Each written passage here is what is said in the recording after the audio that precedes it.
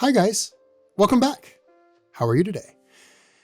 For this episode, I have brought a pair of awesome people to the stage. However, before we dive in, I want to give you a little bit of information. So if you're interested in learning more about the podcast or other episodes in the series, go to chefmichael.com/podcast, and that's chef-michael.com/podcast. Also, you can get our bonus episodes. So after each episode, I do a little kind of personal reflection, just me, you, and the camera. So join me at patreon.com/chefmichael. You can join for a few dollars a month. You get some free goodies and you get these bonus episodes. It also helps keep the lights on. So if you're enjoying what's happening on this podcast, a little bit of support goes a long way. So join me at patreon.com/chefmichael. Finally, I have to give a big thank you to our sponsor, Redmond Salt, for supporting this podcast. I honestly love their salt so much. I use it in my kitchen every single day. It's in like a little jar next to my stove. And there's a few reasons for that. First of all, it's super tasty. It's easy to cook with. But second of all, it's made here in the USA from an ancient dried up seabed. I think it's actually like Jurassic era, long before there were plastics and chemicals on the earth. So the salt is super clean. It's 100% pure. And it has 65, I think more than 65 trace minerals in it. So when we talk about a keto diet and we talk about the importance of getting in all those various electrolytes, using Redmond Real Salt is definitely the way to do it. Use it right in your food. That way you're getting your electrolytes through your diet, which is always the best way to consume the vitamins and minerals that we need. Go to redmond.life for more information and to place an order for their salt. They also have other cool products. But if you put in the discount code Chef Michael, you'll actually get 15% off. So definitely check out redmond.life. You can also find Redmond salt now at almost every grocery store in the country, thankfully. So go down that spice aisle on your next shopping trip and grab yourself some Redmond salt. You will not regret it. And that's redmond.life, not redmond.com, redmond.life. Now, before we begin, I just want to say thank you so much for being here. And I want to send a huge welcome to our guest today. This is a married couple who does some really amazing things in the health and wellness space. They are bloggers, they are podcasters themselves, and have an awesome podcast called Fat Fueled Family. And if you're interested in anything else that they do, please follow up with them and check out their podcast as well. Welcome to the stage, Danny and MAURA Vega. Just get out and then we're just leave. Just leave. I'm just kidding. So do you want me to angle it? Only if you're not gonna freak out about the thing. Okay, yeah, because our USB it needs to be that way. way. Okay, Just a okay. little Let bit me so do I that don't real have to quick. lean in like this the whole time. Yeah, and it's actually Then like not bad. technically we may want you guys more centered because like, you know, it's going to be like a square for each of you. So the more centered you are, the better, because we'll cut off some of the edges. Yeah, I think that's probably gonna work better because I'm gonna be here and then you'll be right here. I love it. So by the way, if you guys are noticing like a video lag on me, I apologize for trying to figure out why it started doing that yesterday. Just ignore it, I guess. I don't know what to say. Pretend we're on a phone call and don't look at it. Okay. We love this. Okay, we use the software, by the way. Oh, nice. How has it been for you? You guys happy with it? Yeah, man, it comes out really good when the video is all done. It doesn't look as good when we're just recording here, but the final product looks great. We've only had like I've had a couple hiccups. Like I had to switch it up. I didn't realize that you had to be on Google Chrome. Like the people, like it doesn't work well if you're not in Chrome. And it doesn't work well if you, I didn't even know that you had the option, but you can do this from your phone and run it from a browser on your phone. And that doesn't work. And we had our first ever recording on this. We had our guest click that she had headphones and she didn't. Oh, for that audio was bad. So bad, and it sucks so bad. It was like one of these. Of course, it was. I know. We were waiting for this. I know. It's like, and you can deal with bad video, but bad audio, it's like no, you can't. There's nothing you can do. No, there's nothing you can do, and I get distracted. Like I can't even listen to it. So. I know it's really bad. Like I can watch a crappy video or whatever, but I can't watch it if the audio is bad. So it's tricky.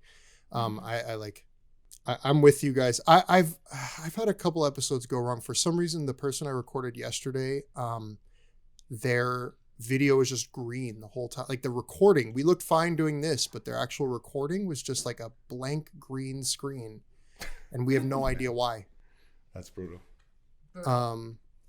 Yeah, I can't look. I can't look, and that delay is like really distracting me. So I'm just gonna look at the camera and not look at you guys. That's okay. Is it coming, because it's coming on your side too. Like you're seeing us. I see the delay, so there's like that 2 seconds between when I'm talking and I see my face. It's really distracting. Yeah. Anyway, we'll just get started. Look, well, hi guys, welcome. Thank you so much for being here, Danny and Maura. And actually, you know what, Maura, I gotta ask you, because I speak Spanish. Do you want me to call you Maura the American way or Maura? We say Maura. And you do it good, so that was good. Yeah, okay. If people I was curious. We just say Laura. Say Laura with an M if you can't roll the R's, but if not, say Maura. I mean, here's the thing. I grew up in Miami, so everybody speaks Spanish. So it was like Maura standard. So I never had a reason to come up with the English version of my name. But now in Tampa, so I'm like, okay, Maura.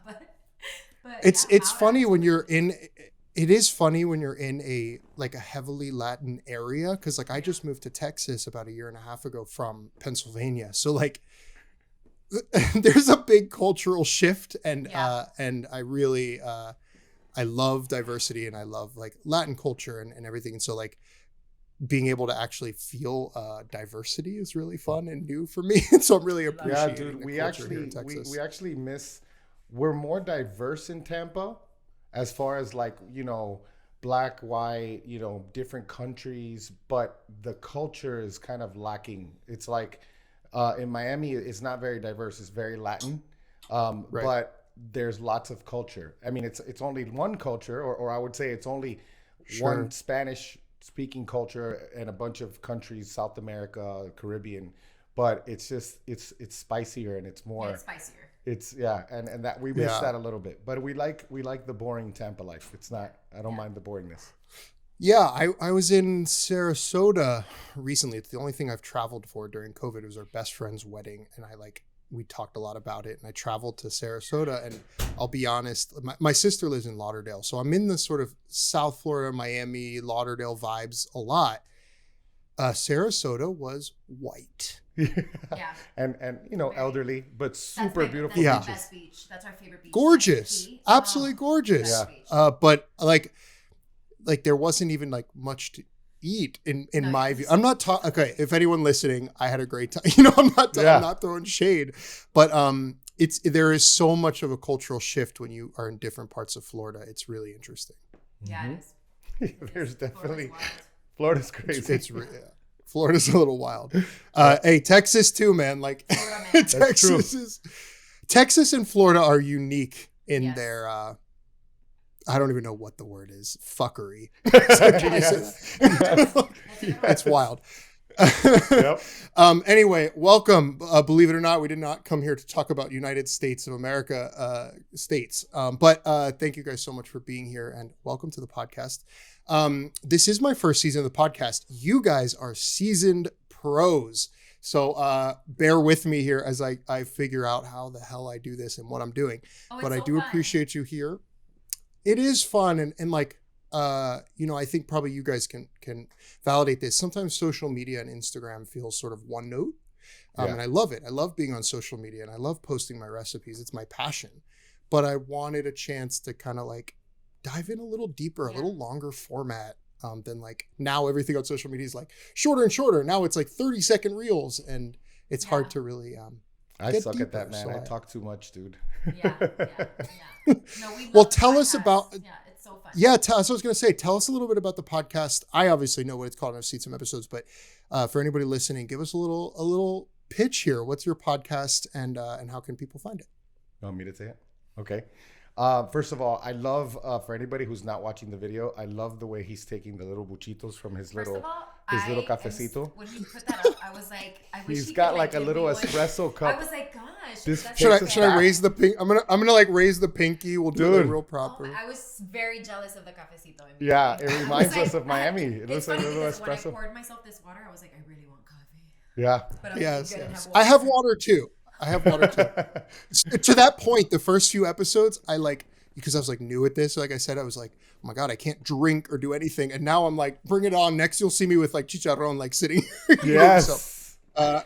Dude, anyway, I definitely feel like, yeah, you got to relax into it a little bit. That's the cool thing about podcasts. They're pretty casual. Yeah. So you guys, speaking of podcasts. Yeah, man, this was just something that we were so excited to do because my main experience with podcasting was the Ketogenic Athlete. And, you know, if you weren't ketogenic or you weren't an athlete, it was like we couldn't talk about all these other subjects that we really love. So when we got together, first of all, it was so exciting to record with my wife every day.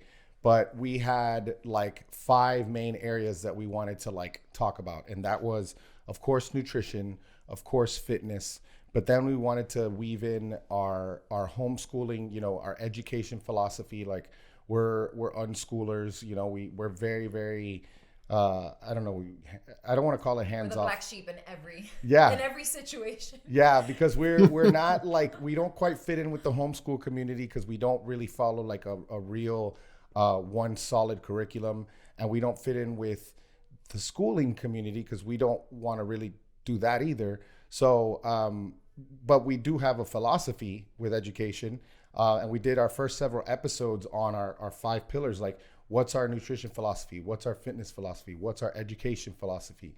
Then we wanted to, of course, weave in our parenting philosophy because all of these things are so tied in together. And it's like when you see us having success with the kids, that the kids they're happy, they're fulfilled, they're eating a certain way, I think it all works together. And of course, the 5th is mindset, which is, it starts with mindset. I mean, and you and I both just did an awesome positivity summit that Ryan and ketogenic.com hosted.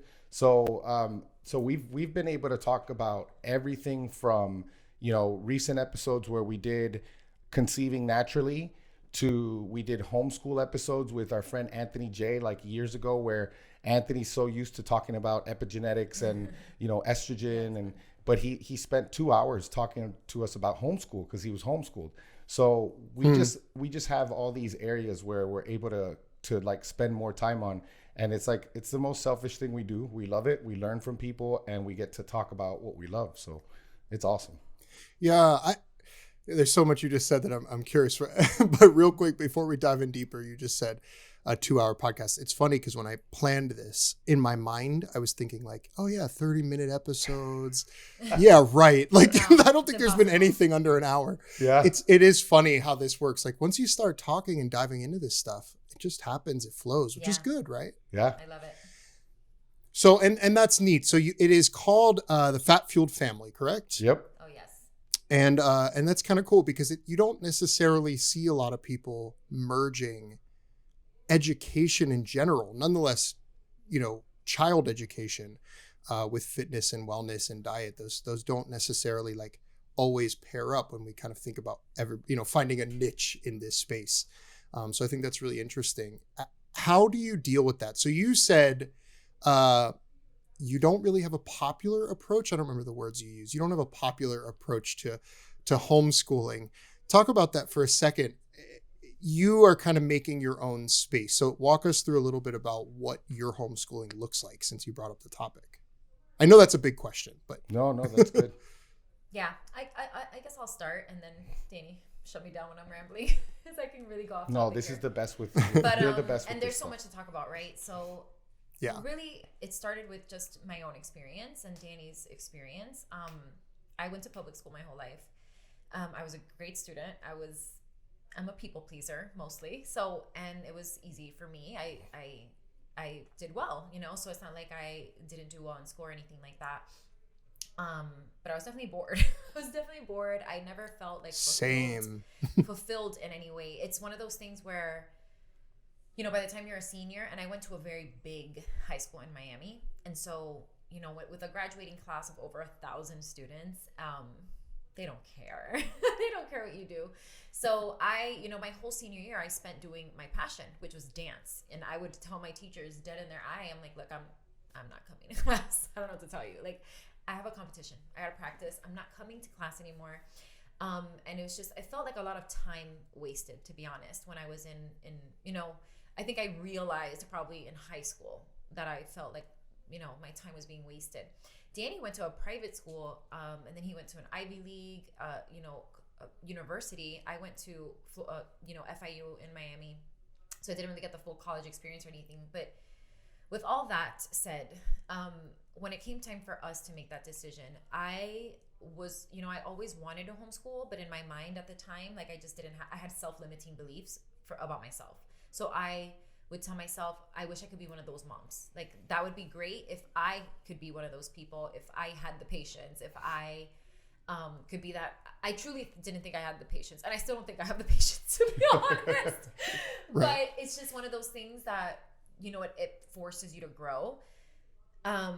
And, when my son, first of all, when Desmond was born, around the time he was like 1 year old, people started to ask me when he was going to go to school. And honestly, I found it very strange because at 1 year old, they're practically babies still. There's so much that they need to learn. They are babies, yeah. About just like how to feed yourself, how to get dressed, like character, like how to act. Manners and stuff like that. And the thought of like sending him somewhere all day to do, I don't know what, it was just a strange thing for people to ask me. And then like when he was like 2 or 3, I started to think, okay, well, if I ever do something, like I know I'm not going to take traditional route. Like public school is never going to be an option. I was going to either do Montessori. I started looking into Montessori schools. And I went and visited, and one, it's very, very expensive. So I just realized in that moment, I'm like, there's nothing that they're doing here that I can't do myself. And I have my child's best interest. I am his number one fan. I have his best interest, and I'm going to take, the utmost responsibility compared to someone else. So it just started like that. And then we started to dig into like, learning about where school even comes from, like the concept of compulsory schooling. It's actually a new concept. People have always been homeschooled. Compulsory schooling is only a little over 100 years old, maybe, right, Danny? Like 150. It started like in the Industrial Revolution. They basically had all these immigrants coming in. They needed a way to basically control the masses, and that's where schooling actually came in. And so we started to dig into all of that. John Taylor Gatto, for anybody who likes to dig into this kind of stuff, he is amazing. He passed away just last year, but he was a public school teacher for 30 years in New York City, and he quit one day because he just couldn't do it anymore. He sent his resignation letter to the Wall Street Journal, which is pretty epic.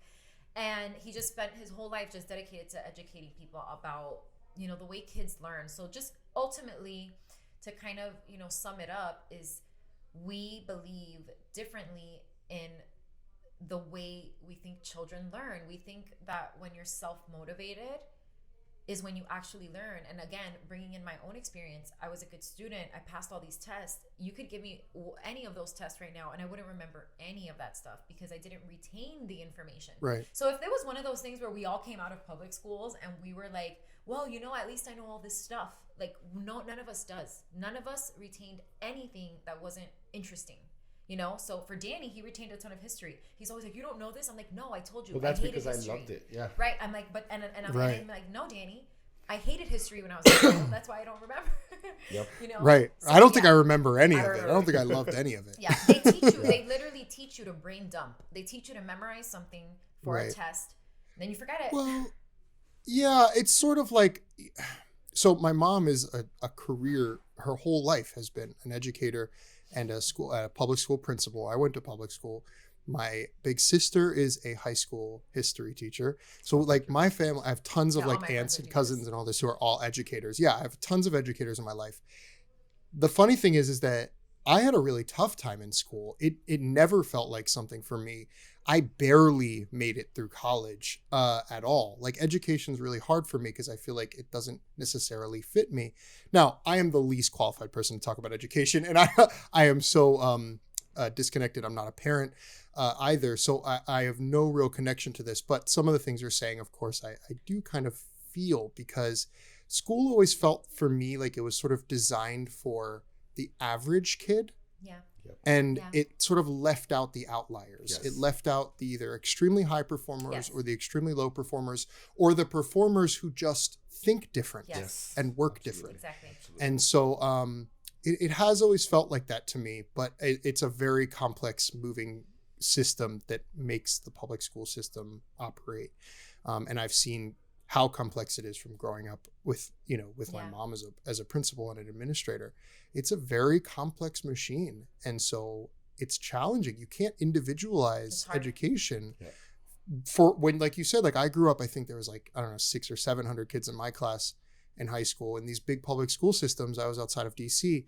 And it's the same thing. Like there's no way that these teachers, they're already stretched too thin and overworked and underpaid and underfunded. It's very tricky. I feel you. And I'm sure like there's probably some kids who would do great in a public school system. And I'm sure there's others that like, it's not, I'm assuming, but that's cool. That's really interesting. So how do you fit this in with health and nutrition, right? Because you mentioned mindset, and I speak a lot about that both here and in other places. I think that health is about so much more than macros. Yeah. And I know that's kind of an oversimplification of it, but I think it's just a point that I try to make a lot, that overall health is so much more than just like the data of what you put in your mouth, right? Education must play a role in that, in mindset, in mental health, in emotional intelligence. Like I've just started learning, like we hear a lot about someone's IQ, but isn't there like an EQ and all these other factors involved in someone's overall emotional health? Is that kind of how you feel like education fits in here? That's a major part of it for sure. Like, and the cool thing is that, when you do education the way we do it, we spot opportunities all the time. Like today, for example, I'm going to go pick up a big box of meat from my local rancher. I'm taking the boys with me. Like that's just a thing, And so Desmond, it's a field trip. Yeah, it's a field trip, dude. And we don't ever end. Like, we take breaks because we have specific, like we have this one co-op that we go to. I don't know if we would call it that. It's a what is urban cottage educational? I mean, at that point, Mike, it's like private too, like it's education. This. I don't want to talk about this one too much because it's like a diamond in a rough. It doesn't exist. This woman is just unbelievable. She sees education the way we see it, same philosophy, same ideals, and she caps it off at 5 kids, no matter what, 5 kids at a time. And like you said, it's a management system, and so like I can't give the intentions or talk about the intentions of the people who are organizing all this, but I can point out the inherent flaws in the system that are just going to make it hard no matter how well intentioned you are. So like, how do we fit that in? Well, one thing I'll say is this summer I'm going to be teaching. We're doing bartering. So like we pay this one woman to take our boys. Right now it's 4 hours a week. We're bumping it to like 12 hours a week. Is that what it is? Yeah. And we have all these other co-ops, but I'm going to be teaching a class on it's like science of nutrition. And she has to put the science in there, so the parents are like, okay, I'm giving them science. But we're going to be fermenting food. We're going to be, I'm going to teach them about how to make kombucha. And so like the skills that the boys have picked up in the last several years have been amazing.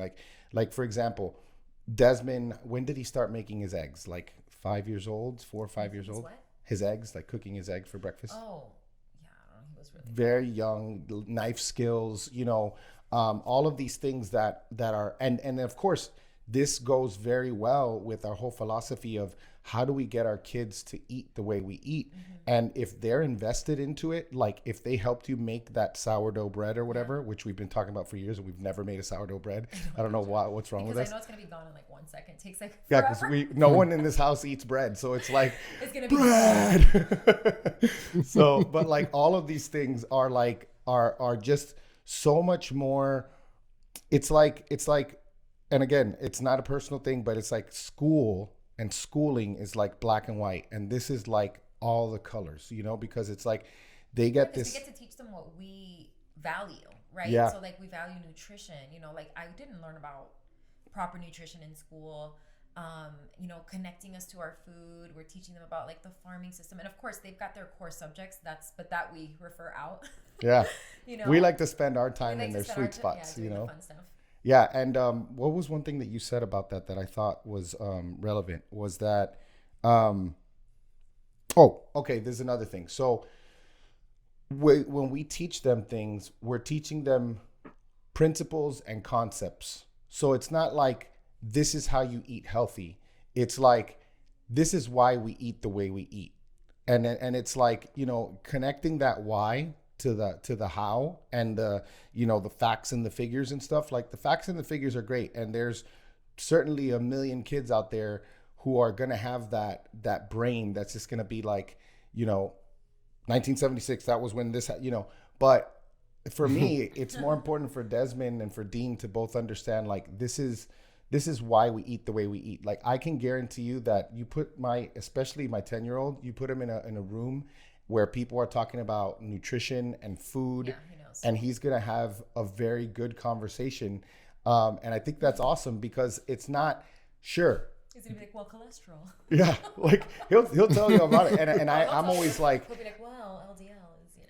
I always tell him, because he's passionate, so he does start to talk about things, and I'm like, first of all, you have to understand that, like, if you are foggy on any of the areas, don't speak authoritatively, you know, because I don't want you to come off as this person who thinks he knows everything, and that's always like one of those things where I'm like, and we know that our kids do get a lot of their beliefs from us. Like, we know that there's no way around that, but we're trying to encourage them to really be honest and come to their conclusions on their own and know why. And I think that's the major connection. Right. Is there anything I missed, my love? Like with? No, I think that's good. Well, I hear a lot here, and like, it sounds like one of the kind of priorities that you made is, rather than sort of forcing, like, here's the rules in our house because I say so. It's more about like, let me teach you why we do these things, so that your kids want to make those decisions for themselves, as opposed to like, and understand why they're doing that. Right. For anybody listening, what are sort of the practical approaches, the practical tools that you use to educate your kids on food? Because you're right. I think you said it, that basically nutrition is not taught in school. It's just not. Yeah. Not at all. Not sort of the history of nutrition. Not even like in health class do we really learn about nutrition. So I have a feeling a lot like it really wasn't something talked about in my house. I sort of knew, because my mom would say, like, you know, obviously I knew that like a box of Oreos was not healthy. You know, I sort of had an awareness of what was in the healthy column and what was not in the healthy column. But I don't really think I knew why. And I certainly don't feel like I was empowered to make those decisions on my own. Now, that's not a criticism. You know, I think that's just very standard in a certain sense. Like, you know, we're not really taught those things in school. So practically speaking, and I guess this has nothing to do with homeschooling per se, as much as just as a parent, how do you do that? How do you actually educate rather than just sort of say like, this is bad, don't do that? Yeah. Well, kids are very smart. Like they notice things. So just life itself is a really good teacher. Desmond, we had a different kind of experience with both. So Desmond, when he was born, we were paleo, and he was the best fed baby on the planet. Like, this kid did not even know what to do with like these lollipops that they gave him one day. He was like doing air drums. I'm like, this kid literally doesn't even know what to do with it. Of course, eventually they find out by living in the world, but he had a really, really good start. So did Dean, because he was nursed and all of that. But at that time was when me and Danny, we started to do It's my fault. It's all Danny's fault. If it's your macros, because we went from CrossFit to doing, Danny started powerlifting, and the culture, it changes. Yeah. So the food, you know, that's when If It Fits Your Macros was gaining popularity. But anyways, we got sucked into that. And we got lazy for a little bit there with the food for the kids. And my kids started having all these health issues. Okay, so like Desmond, he has horrible environmental allergies, and they'll flare up. So he'll get nasty asthma, he'll get nosebleeds, all this stuff. Dean, it'll be like behavioral stuff and other stuff like that. And he had eczema at that time. And Desmond was already older, and so he hated the nosebleeds. And he's always listening to his dad, of course. So one way that they learn is really by you modeling the behavior. That's so if you just model the behavior that you want to see, they typically follow, right? And so, you know, kids notice, right? Like, Danny and I don't look like the other parents. We just don't. You know what I mean? And my kids notice that. You know, they notice. Desmond asked me one day, Mom, what's all that silver stuff in my friend's mouth? I'm like, cavities. I'm like, you don't even know what that is because you don't. This is why we don't eat sugar, right? Like, this is the reason. I'm like, you think it's like it's not a miracle that you don't have cavities. It's because of the way you eat. Which actually he healed a cavity, that's a whole other crazy. Story. Because when he went keto, he literally healed a cavity in 6 months because they're kids and they can remineralize their teeth like that. So we did an experiment at the time. They're always watching. Danny's always doing his experiments, and we offered it. We're like, hey, Des, why don't you just do an experiment for 3 days? Do carnivore. I bet you like your nosebleeds will get a lot better, like all this stuff. And he's like, all right, 3 days, And we started small, like 3 days, and it's his choice. I'm like, if you don't, you can stop if you want. He did 3 days, and then we're like, all right, buddy, you're done. And he's like, no, I think I'm gonna do 2 more. But I'm gonna do but then he wanted to do like keto. And so then we transitioned more to like keto. I'm like, you don't have to be carnivore, buddy. You can have like, you're a kid, you could do like more paleo, you can have like keto stuff. And he realized like all his symptoms got better. The asthma, we rarely flare up with that stuff. The nosebleeds, all that stuff. And so they notice. And that's just how we eat in our home, because so Danny and I, we have our own like rules for our own money. So the way we do things here too is like with the budget, right? Like they don't have money, so they have to eat what I buy. We have a budget. Right. We choose to spend our money on food that we find ethical, sourced responsibly, like healthy and nutritious for you, for what's good for your well-being. They are free to spend their own money on whatever they want. We actually encourage that. That's another practical tip, like for parents, like we actually encourage them when we do groceries. I would give them $5 or $10 each and say, you choose something. And you'd be so surprised that when they get that responsibility, it's almost like they don't want to let you down or something, or they want to be they want to get they want to be able to do it again, right? They can get that money again. So, they might pick a chocolate bar, but then they'll get like, what did Desmond get one day? It was like kefir or something. Yeah, like he's yogurt, like getting all this yogurt. Cool stuff. Yeah, like they'll pick a fruit. So yeah, and then there's other like tools, like actual learning things, like what, like Buddies in My Belly. What else? Oh my gosh! So all those years ago, we started with How to Eat Like a Dinosaur. Oh, How to Eat Like a Dinosaur. Fathead Kids is a great book. Buddies in My Belly, that teaches them about gut health and probiotics. There's a bunch of books. I mean, we have right here, and we talk about them all the time. But I'll say something else because this goes back to yesterday, for example. I was taking the boys to jiu-jitsu, and we stopped at the store, and Dean asked for Reese's cups, and before we get to the right when we get to pay, I go, and the guy who's paying, he hears me and he cracks up. I'm like, buddy, the answer is no. Before you even ask, the answer is no. And he brings out the Reese's cups and he's like, come on, Papi, I'll give you one. I'm like, I don't eat that. Like, He tried to bribe you. You tried to bribe me. And right, as if that's going to solve it, right? Yeah, and I'm like, no, I'm I'm not going to pay for that, and you don't have your wallet. And so Dean does jiu-jitsu first. So he finishes his jiu-jitsu class. I'm sitting outside talking to my buddy on the phone. And he's like, the owner's daughter wants to give me these Welch's little... caramels? No, the gummy bears. Like the little... Okay. The little fruit chews. chews. The chews. And he's like, can I have them? I'm like, sure. And then he goes, oh, I found out that I have to buy them. I'm like, oh, well, I'm not going to buy those. I'm sorry. Like, I can't spend my money on those. I'm not going to buy those. Like, it's one thing for someone to offer you and you can have them or you buy them with your own food. But it's for me to buy them. I am not going to contribute to that because I don't support what I deem that immoral. I don't think it's moral to give children sugar candy. So I'm not going to and even support that with my money. That we allow it's terrible. It really is so bad. Yeah, like all of the stuff that we allow here in this country, there's not only are they not allowed in most countries, but if they are, they're at least what? They're labeled. They're labeled, and at least there's like a quantity maximum. Like you can't have more than this amount of whatever. Right. Mm-hmm. So it's a lot. What you said earlier about like do it because I said so. That's a big thing for us, because we are all about maintaining their autonomy. Like we want them to have their autonomy, and we're still gonna like whether they ask or not, I'm a little bit worse at this than she is, because she's like, she has a heart and I'm a little bit, you know, she has a heart. I have a black Danny, heart. I'm like, Danny. I'm like, well, you can buy it for yourself, but if you ask me what I think, I'm going to tell you this is junk, you know, blah, blah, blah, you know, and he knows what I think. And I'm like, but at the end of the day, it's your body, you know, and like, I think it's so important to teach children that their body belongs to them. No, you don't have to kiss grandma, you know, so-and-so because she wants to give you a kiss. I'm not going to make you do that because, well, this one, for one, we're Cuban. So like everybody, imagine if you're like an introvert and you're not like liking to be touched and stuff, like you're going to really be out of your comfort zone going to like a gathering. Go around at a quinces and give you a kiss on the cheek to 100 people. Yeah, 100 people kiss you, hug you, and then you got to do it again to say goodbye.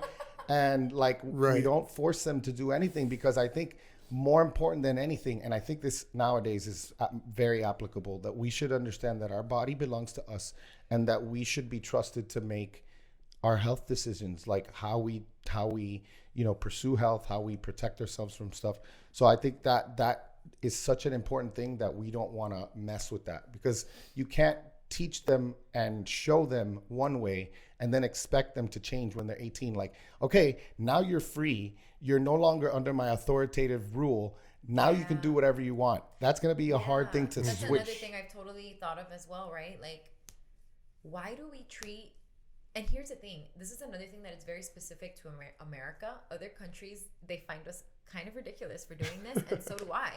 But like, why do kids have to have a dinner menu? Why do they have a different menu? Are they a different species? Are they like, we literally we dumb down food. And you as a chef, like, we're foodies. Like, I love trying different food and trying different cultures. Like, if I go to an Indian restaurant, I don't want to see chicken nuggets on the menu. Give my kid an Indian dish. Like, I want them to try the food. Like, why is, no matter where you go, it's the same four foods. And sadly, around the world, it's becoming like that too. Yeah, it's actually spreading. Yeah.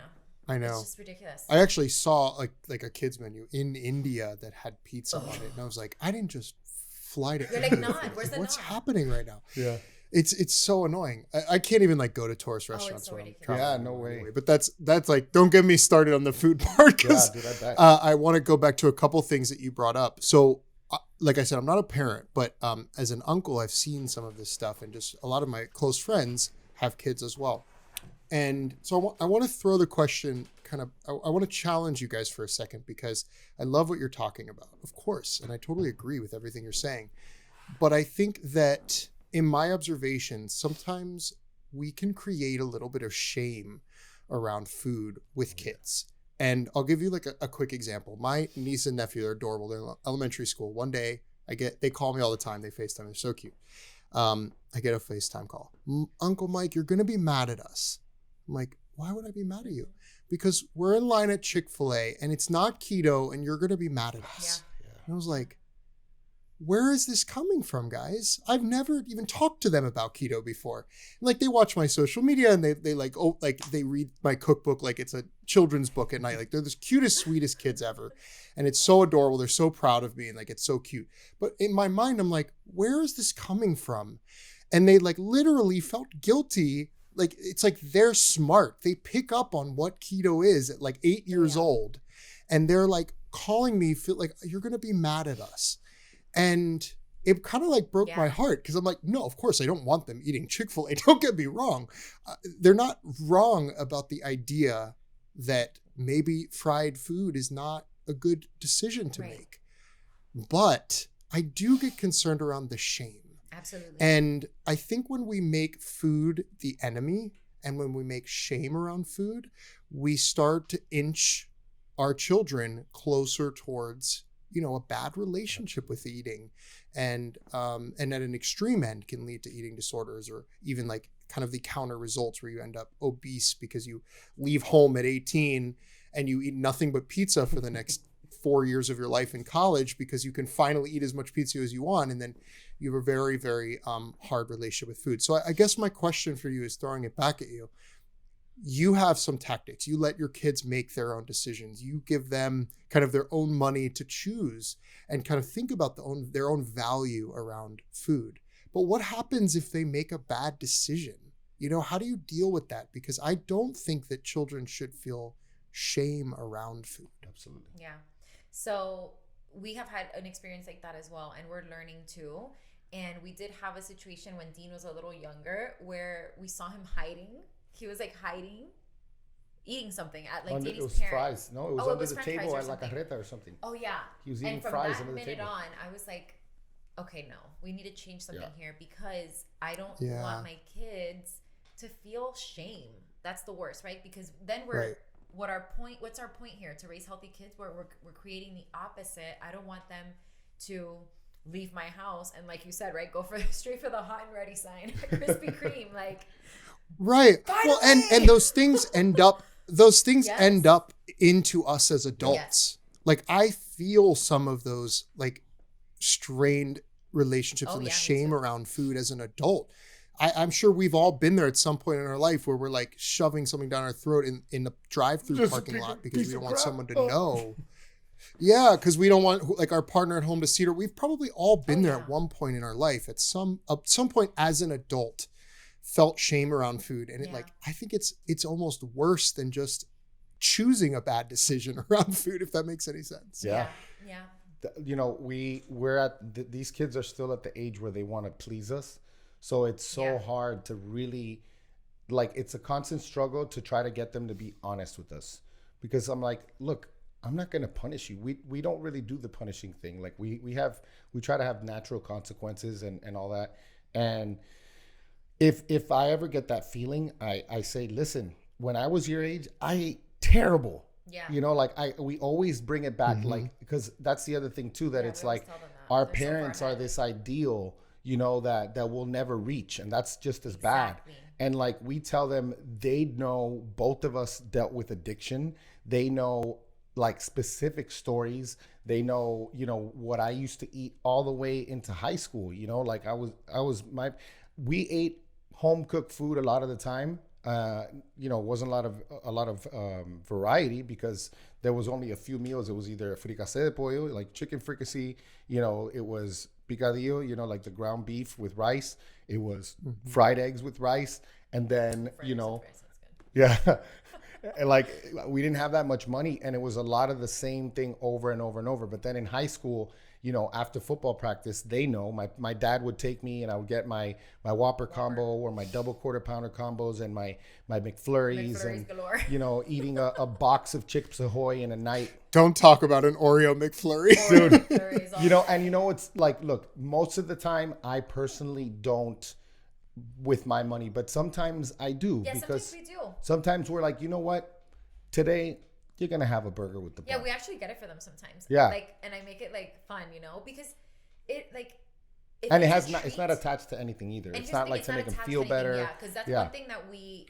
It's not a reward. It's just. And that's one thing that parents need to be wary of. And I've had to catch myself where if my son is sad, or like one time Desmond, one of his really good friends, moved, and my thought was to take him to go get ice cream or something, and I was like, oh no. But yeah, we've been good about that though. You know, like don't reward and don't comfort with food. So it's never attached to anything. It's just like, hey, you know, today's Friday, but Dad's not here. He's not in town. I'm tired. You want to go through the drive-through? Like whatever, it's fine. And you know what ends up happening when it is once in a while and it is a treat? They feel it. My kids will be like, oh, my stomach hurts. I'm like, why do you think that is? Yeah, or we like, always ask them questions. Burgers, probably the bread, or I don't know, like the you know. That's interesting. Because they notice. And in a way, you just sort of answered the question in a different way too. In that, like, even you guys, they get the treats once in a while. It's not something to be ashamed of per se. Yeah. Exactly. Well, or like at birthday parties, like I never wanted them to feel left out either, right? Like if they go to a birthday party, they can go ham. Like I'm not. We still feed them before though. We still feed them before, so we have like our little tips. Like we give them a good meal before to make sure that they got their protein in, their fat, and they're pretty full, you know. So whatever they do eat, it's really extra.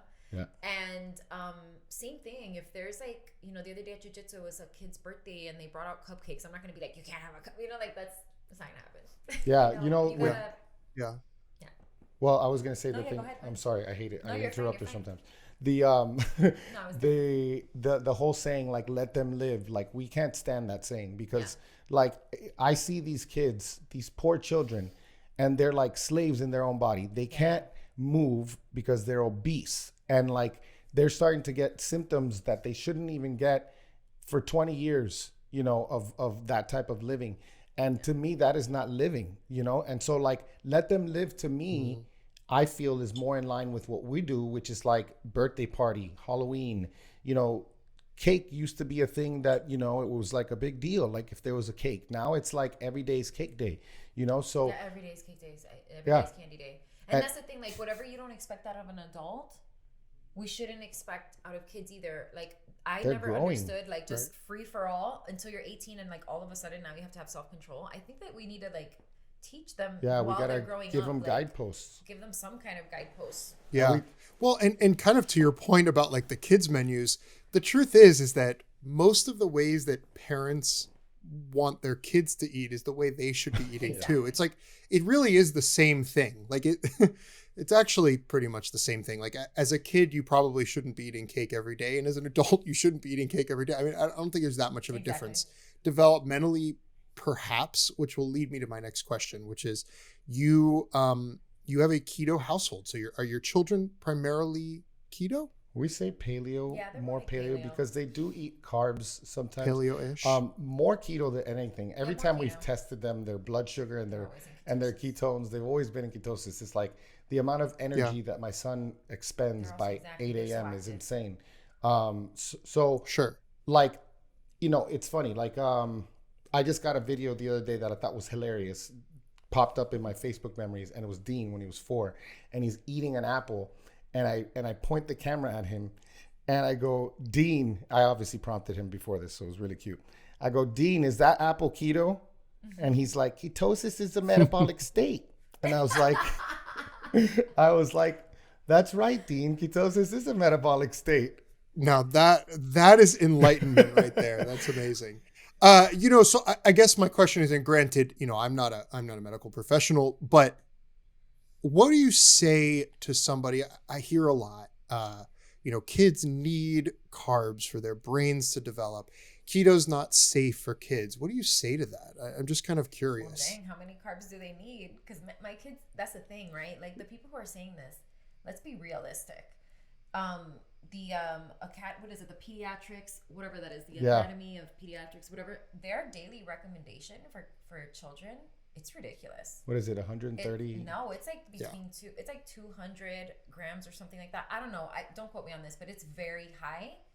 And the truth is, it's like how much sugar can we have at one time? 30 grams or something like that? Yeah. So sure, I definitely don't think that every child needs to be strict keto. No. Now, if there's epilepsy, if there's behavioral stuff, if there's any issues, then yeah, this is going to be very helpful, very beneficial, and safe. It's definitely safe because it's a natural state. Babies are in ketosis. They're born in ketosis. Even with sugary breast milk, you can go, you know, you can give a baby sugar all day and go test them in the middle of the night. They would still be in ketosis. My son, I test him. He's always in ketosis, even after he ate rice sometimes, because they're just so active. So I definitely think kids are going to just be a little bit more insulin sensitive for sure, especially if they're active. But, you know, where do you draw the line? The amount of kids, the average consumption is probably between 200 to 400 grams a day. Yeah. I mean, think about it. What do these kids eat? Like just by breakfast, they've already got like 100 right there. Like cereal, juice, like they have snack times. Incessant. A million snack times. It's like too much. They'll have like classes that they take at the local homeschool co-op, and it'll be like a 2 hour, 1 hour, 2 hour session. It's like, make sure to bring your snacks. Like it's an hour. And it's like, snacks for what? Like, and that's the other thing. Well, we can talk about this if you want. We don't adhere to like times. You know, when you're hungry, let me know and let's cook something. Let's eat. Breakfast is one that we always kind of cook, but they're always kind of hungry. Like I would say, how are we measuring like the development of our children? Like the way that they speak, their size, obviously. My 10-year-old he looks like a 12, 13-year-old. He's off the charts.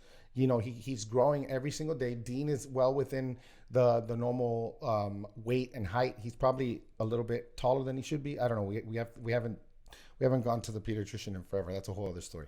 But like, yeah, these kids are developing great.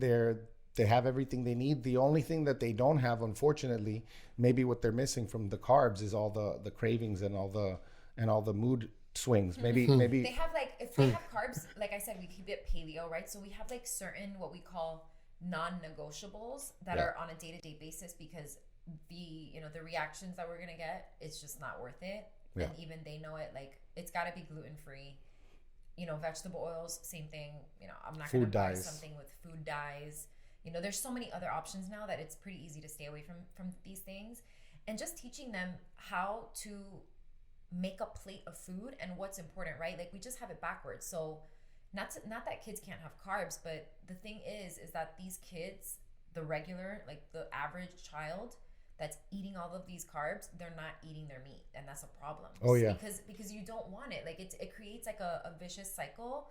You know how that is. Like, we've all been in those times where we're eating poorly, and when you're just eating poorly over and over, the last thing you want is, like, you don't really crave the healthy stuff after a certain point. They eat all the processed stuff. And they're eating processed food all day. So of course they're not going to want their piece of meat or chicken, and that's the problem. And the parents check the box in their mind. They're like, I served them a serving of meat, but the child's not eating it. So you're raising an unintentional vegan, which that's a whole, like, in certain countries in Europe, you can't raise your kids as vegans unless you have like a doctor's supervision, because you want to talk about issues that can promote a whole bunch of issues, from deficiencies and stuff. But yeah, in general, the kids, like, they're off the charts. They do very well. Like yesterday, they had for lunch, I made them chicken and sweet potato. That's what they both ate. They loved it, with some butter on the sweet potato. And they leave like half the sweet potato. They'll eat their meat first, which is kind of like those habits that are built. Yeah. Interesting. So let's pivot for a second. So I'm kind of interested in both of your journeys on keto. You're obviously both very fit, very athletic. I know you're both former athletes, if not currently. And kind of curious your thoughts on keto as a tool outside of weight loss. So we see this a lot. We see keto being kind of marketed as a fad diet, right? We see it marketed as like another sort of hot diet, lose 30 pounds in 30 days kind of thing. And it can be a powerful tool for weight loss. It has for a lot of people like myself. But the funny thing for me is that, like, I really only lost weight the first year. Now, the next 2 years after that has been for a lot of other reasons. So I was hoping you guys could chime in a little bit, because I almost think there's like a misconception. I think there's a lot of people in fitness and athletics who are keto, but I think you see a lot, we've all seen like documentaries where like there's a big push for plant-based athletes and athletics. And to me, there's like a major disconnect, but I'm biased, but I'd love for you guys to chime in, sort of culturally speaking, around why you think that people don't associate keto with athletics. Because to me, being fat fueled, being in ketosis has to be one of the most powerful tools for fitness in my mind. Well, why don't you talk about first? I'll talk about the athletic stuff because, I love that. But talk to them about what you experienced with keto, with depression, and then with carnivore, with anxiety. Yeah, I'll touch a little bit on like the non-weight loss thing, because the truth is that I didn't come to keto for weight loss. I am the queen of weight loss. I can lose weight many ways, a lot of them being unhealthy ones, right? Like weight loss, that's why skinny is not healthy. So I hope people at this point are starting to understand that now. Because for the longest time, all I cared about was that. So there's a lot of ways to be skinny. So that are not healthy. So when I came to keto, it was because, like I said, we had Dean. I got postpartum depression. We had moved, and I had strayed from paleo. Thankfully, I had that paleo experience that I remembered how I felt, and I remembered not obsessing about food so much all the time, because you know how it is. Like when you're doing these typical bodybuilding diets, that if it fits your macros, they're very low carb and low fat. You're eating thinking it's all restriction based. And you're eating one meal, you're already thinking about the next meal. Yeah. You starve all week, and then what do you do on the weekend? You cheat, and then it takes all the way until Wednesday to feel normal. It's just like a vicious cycle. Or you last 2 weeks, it's 3 so weeks, bad. and you Yeah, you have to, it's pure willpower at that point. That's the thing. Like, you're starving, you're obsessing. Right. And I remembered being paleo, and that, you know, was mostly high fat, and I still had to control my carbs with paleo. So I was probably keto a lot of the time, to be honest, because I could never go overboard on sweet potatoes or any of that stuff. I always had to pull back on paleo sweets or whatever. So, and I remembered fasting and not obsessing about food and just feeling, you know, not that hanger all the time. So I knew that the only way I was going to be able to get off antidepressants at the time was with keto. And Danny had mentioned it, right? And so I was kind of just waiting for him to say something, and I was like, okay, yeah, perfect. I wanted to get off the antidepressants because they don't really, you know, some of them might work for people, but for me, it didn't make me happy. It just makes you kind of not care. Great. Yeah, it makes you not care about anything, basically. Like, it kind of just makes you numb, but you're not really happy. It's not like fulfillment. It's not solving any of the problems. Yeah, either. It just is like a band-aid that makes just things a little easier to roll off, right? And I knew that the only way I was going to be able to do it was with a high-fat diet because of my brain.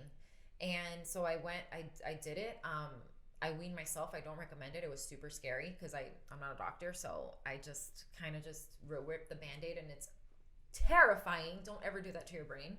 But thankfully, I was on the right path with my diet and everything. And I mean, like 2 weeks in, I was already feeling great. I was feeling so good.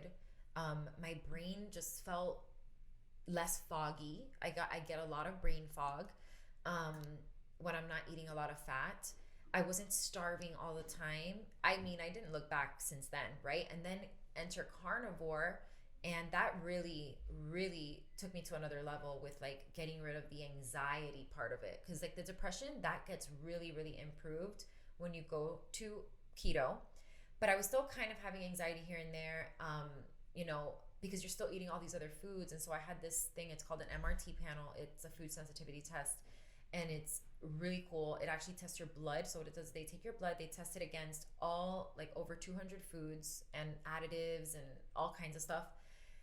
And it measures the inflammatory compound release. So I always forget like the names, like what are they called? Like there's a bunch of stuff. There's like cytokines. Yeah. Cytokines. There's something else, whatever. But it tests actual inflammation. And with carnivore, you're basically not eating any of that stuff. And I can't even explain it. It's just like this clear feeling of nothing. Like I'm not even tired. Like just nothing. Not hungry. Like, and for me, as someone who's always been so obsessive about food, I know it sounds counterintuitive for some people because they're like, oh, it's so restrictive. That's not good for people that are trying to recover from food addiction. And to me, it's almost the cure for food addiction, because when you are carnivore, what happens to your body is that you stop craving stuff. You just do. And so for me, it was just really helped me like just not obsess about food. But I do have moments like, because you're just, you know, we're exposed to so much stuff all the time. So I'll like crave like crunchy stuff, but there's chicharrones and stuff. So, you know. Yeah. I have a lot of people in my family who've struggled with weight, and I just never fell into that because I was always an athlete and always, you know, active. But before we switched to keto, like Maura said, you know, we had been messing with If It Fits Your Macros, and we even did like a cut with my buddy who was a bodybuilder, and like we were on this low fat cut, and we were both shredded at the end and miserable. And it was like 3 weekends in a row that we binged, and we did like Memorial Day weekend was like the final straw. It was like, we can't do this anymore. This was 3 days of just eating like complete pigs, feeling terrible, like physically terrible. And we decided to do it, and we were already lean, so we didn't really need to lose the weight. And in fact, my first month, I had to keep adding calories so I wouldn't hemorrhage any more weight, because once I dropped the carbs, it was like the weight was just flying off. I'm like, whoa, wait a second. And so what I have found, because my hunger signals from the way I've eaten since high school, which is like, you know, people tell me, oh, I really want to get big. I want to put on muscle, but I eat all this food and I don't get bigger. And I'm like, you're like, you don't eat. Buddy, you are not eating enough. You're like, you don't understand what it, like if there's a strongman movie. They've never seen Danny eat. Yeah. There's a strongman movie. And that's also a genetic thing. I have this one gene. I forget what it's called. I think that's the warrior gene where you I have that gene too, though, where I don't feel full. I saw. Yeah, that like thing. you can actually eat more, and it's kind of an advantage, because you can get bigger. Well, depending how you look at it, it's not an advantage. It could be a disadvantage nowadays in the I know. I feel like I could just Yeah, me too. keep. Like, you don't switch, like just nowadays not full. that's a problem Yeah. because of like we have so much access to food at all times. But like Sure. so because I think like I blew by satiety so often from high school on because I would eat so fast, and ask her, I would, I still have that problem where I eat too fast, and I would always clean up the plate. And only recently have I been able to like be like, wait a second, I'm full. I don't have to eat that. I could put that away. And it's just been so much easier for me to do that. Like the other thing, of course, the mental clarity, the productivity. With me, my whole first year in keto, I was still a medical device rep. And I was, I saw probably, if I had to quantify it, like a 15 to 20%, maybe even let's say 10 to 15% increase in productivity. And that's what allowed me to win this award, this Pinnacle Award. And we got a trip to Turks and Caicos. And it was all because of keto, because it was like at 3 o'clock in the afternoon, if I'm like 2 hours away and I'm in a hospital and I say, should I make that last call or should I just pack it up and start driving home? I'm going to make that other call. And it wasn't like I didn't have that coffee that I needed in the afternoon. And I was like, I can't park close. I have to park far. I have to walk. I have to expel this energy. So like that's a big thing. And of course, at first it's really exciting. But then it's just becomes like who you are. I remember when we first started, she said, what do you mean we can't cheat? And I was like, I just don't think it's a good idea. I think if we cheat, it'll be a bad thing. And she's like, no, what do you mean? And then like literally 3 or 4 days in, she's like, we don't got to cheat. It's like, it's one of those things that because the ketones, you gotta be in it to know it. Right? Once the ketones kick in. It's funny because you talked about the weight loss thing, but I always tell people, come for the weight loss, stay for everything else. Yeah. Because it's like the weight loss, I'm like, Right. if I could just get your brain on Yes. ketones, like you get people addicted to things. Like Yeah. I'm like, if I could just get Yeah, your 100%. brain on the ketones, then you will understand. I'm like, come for the weight loss, just give it at least a month. Yeah. Until your brain's feeling good, and then you will understand. You will get it. It's the best. It's the most alive I've Yeah. ever felt. Alive great is the way right by word. far. Mhm. Yeah, and it's weird because like this podcast, and I honestly don't push keto at all. I don't believe it's like for everybody in the whole world should be keto. I mean, it might be helpful for a lot of people. It has been very helpful for me on so many levels, but it's so fascinating to me. And I think that there's still a lot of discussion around this. I'm glad you brought up depression because the mental benefits I think are under discussed. I know for me, like the emotional difference for me being in ketosis, it's night and day. And even like, I've battled my whole life with extreme ADHD, which is one of the reasons, kind of tying this back, that school is really hard for me. Traditional school is very hard for me. It would be hard for me today to go back for a grad school degree or something. It's hard for me to sit still. If I'm doing things, I'm drinking, you don't see me tapping my legs like a maniac. It's hard for me to do this stuff. And ketosis has changed it for me. Before keto, I wouldn't have been able to do this. Now I can at least sort of manage it. It's really powerful. The way that our brains are kind of not only filled with energy, but for me, there's like this calming effect at the same time. So I'm more awake. Yeah, I'm more awake, but I'm also more kind of. I get it because I have the and my emotions feel more stable. Like that just scatterbrain where you're just like you can't like the tabs. It feels like all the tabs are open. You're like, can we close some of these tabs? Like my Internet Explorer. It's like Danny's Internet Explorer, but that's my brain. Yeah.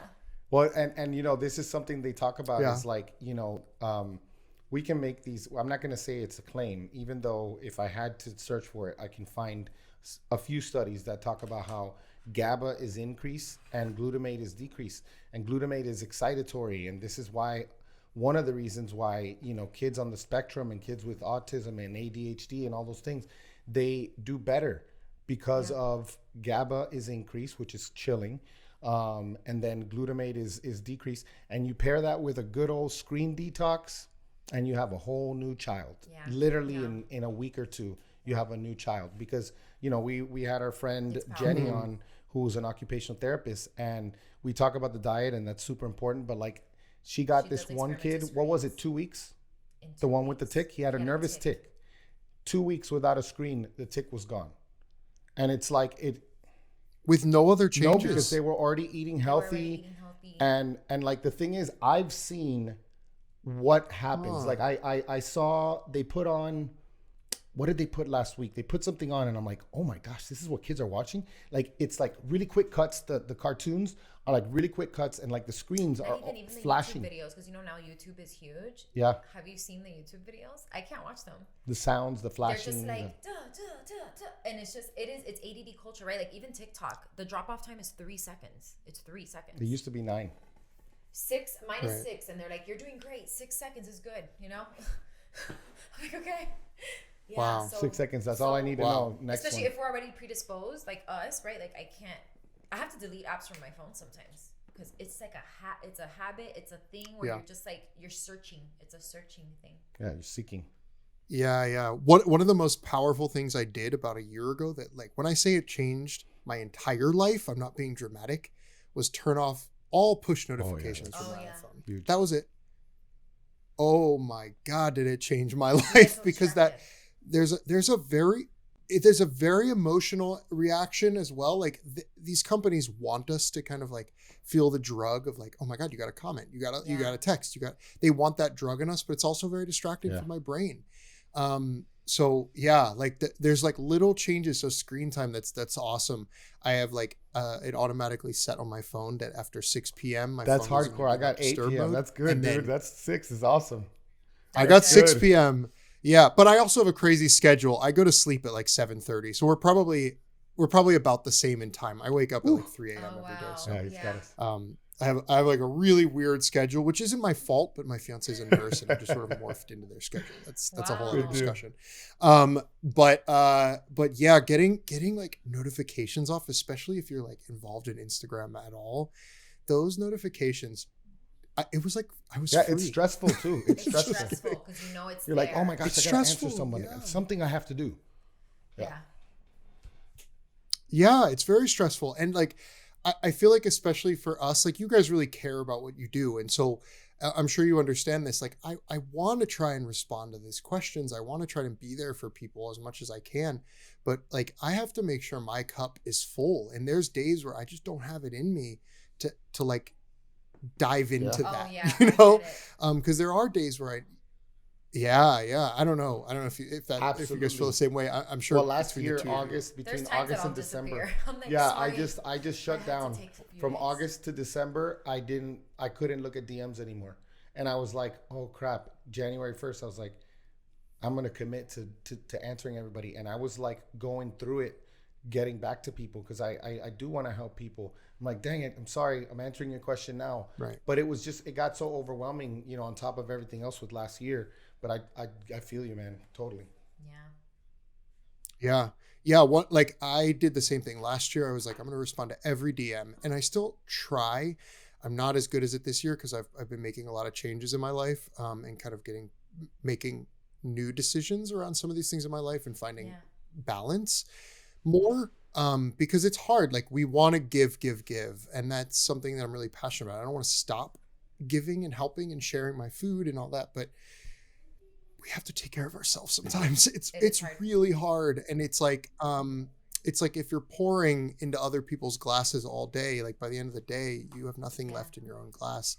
And I do think that's important. And I see that a lot, like outside of social media. I see that a lot with parents and their kids. I see it with like teachers. I see families, educators, and they give all day to their students. They give and they give and they give, and there's nothing left. And it's hard, but we do have to kind of take care of ourselves a little bit. So this year with DM specifically, I've like kind of rethought it and reprogrammed around it, where now I don't look at my DMs except once a day, sometimes twice a day. And I kind of block off like, here's an hour. I'm going to get through as many as I can.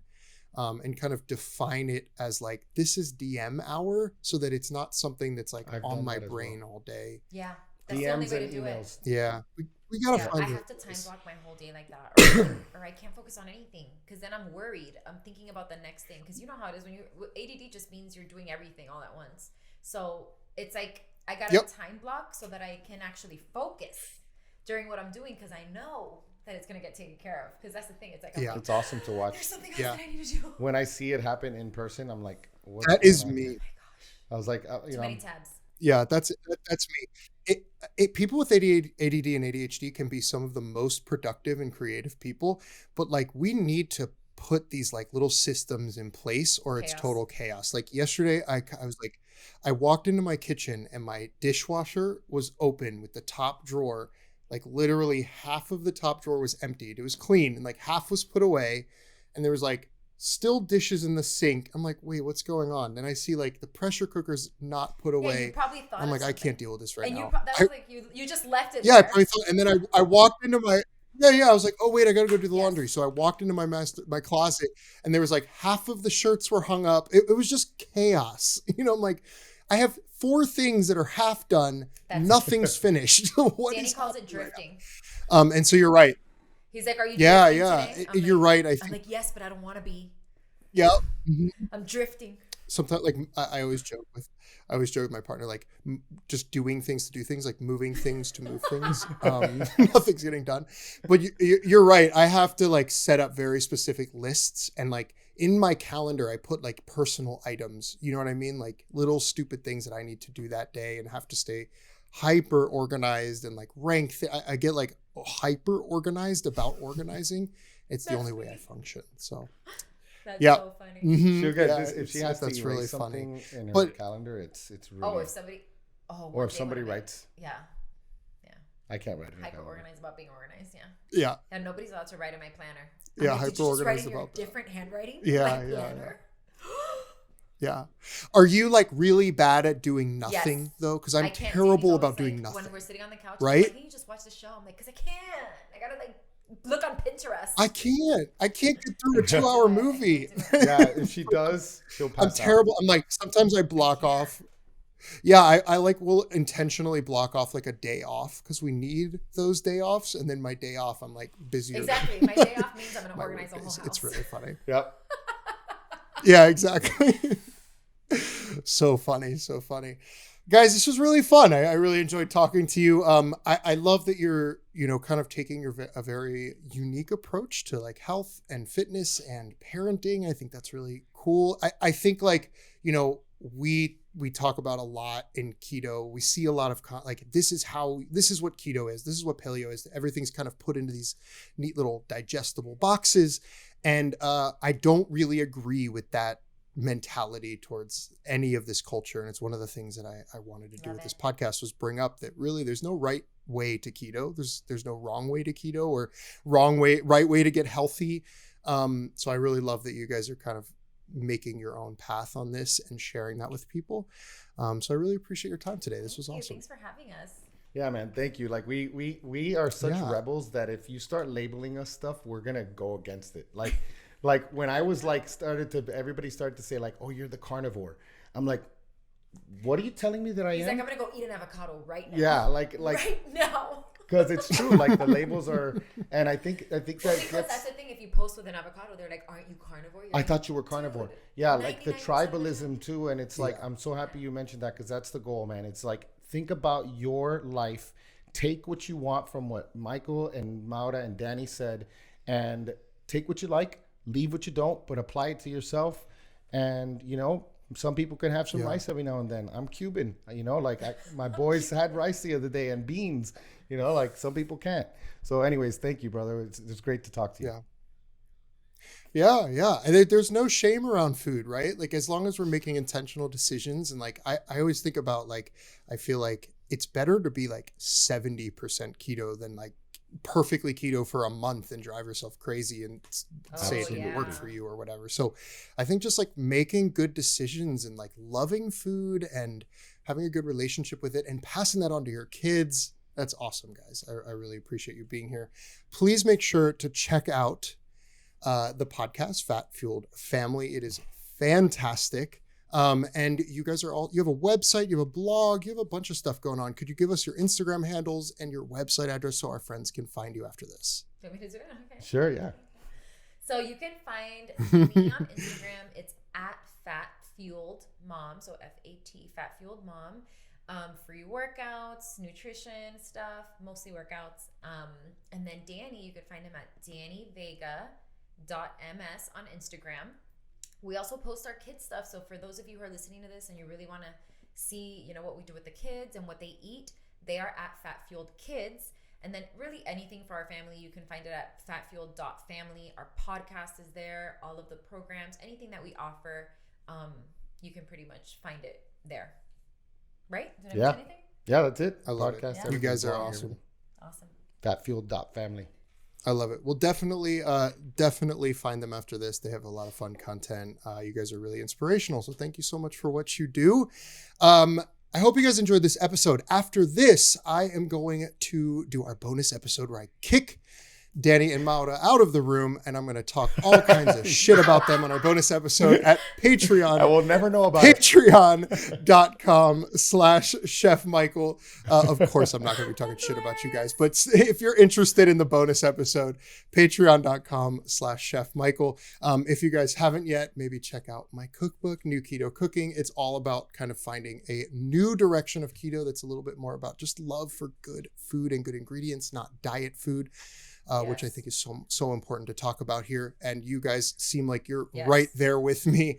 Let's get diet out of this discussion and just talk about making healthy decisions and eating real food and feeling better as you're doing it. So thank you both to Danny and Maura Vega. You guys are amazing. And I'll see you guys on the bonus episode. Thank you so much to our sponsor, Redmond Real Salt, for supporting this episode. And you guys can get... Dude, I got a package. I just got a package coming in the mail. You probably do.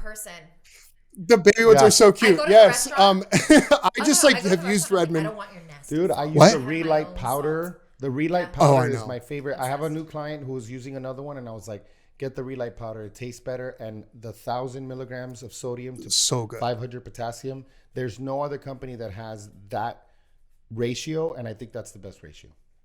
So yeah, Redmond's amazing. Yeah, man, I totally agree. And like to your point, Maura, like what is table salt anyway? Bad. Like it's it's disgusting. Peasant salt. It's so bad. But yeah, if you guys want to put in an order, Redmond.life and discount code is Chef Michael. You can actually now find it. Like I just bought it at the grocery store, which is kind of cool too. But it really does have like awesome minerals and ingredients. And as Danny just pointed out, they have awesome other products as well. I use it. Yes. So so thank you, Redmond, for supporting this and helping me keep the lights on. Danny and Maura, thank you so much. And I will see you guys on the next episode.